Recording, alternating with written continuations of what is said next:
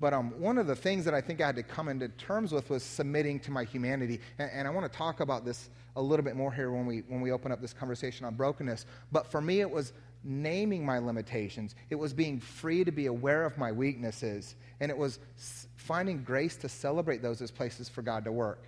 And so it was just a week into the pilgrimage. It was just a week into the Camino. And man, Felina and me were suffering. We were blistering up. Our knees were killing us. Our feet were hurting, and our hips were in pretty bad shape. And we saw all these people sort of walking around with like canes and staffs and ski poles, and we were just like, that's silly. But it took us a couple of days to realize that we needed that.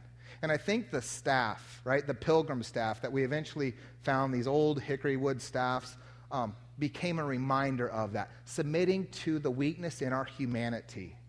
Now, I remember like years ago, like there was conversations about the staff as a symbol of strength. And remember, like Moses smacks the stone with his staff, and that sends the people of God, those who are wandering in the wilderness, actually wandering for 40 years. There was consequences to him. What they would say is abusing his power, abusing his authority. But if you think about it for just 1 second, a staff really isn't, I think, a symbol of power.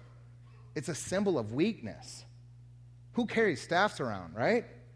Old guys. Yoda. You ever seen Yoda? Like, dude's 900 years old, right? Gandalf, like the guy can't stand up, right? All these guys have staffs because they need it. And when Felina and I eventually needed our staff, it was because our knees, our feet, and our hips couldn't take us any further. It became a tangible symbol of weakness, but a symbol of submission, because we had to submit to the strength of that staff and of that wood so that we could take the next step. And I think that really is an invitation to discovery for some of us, that submitting to the frailty and the limitations of our humanity creates space for God to move in us.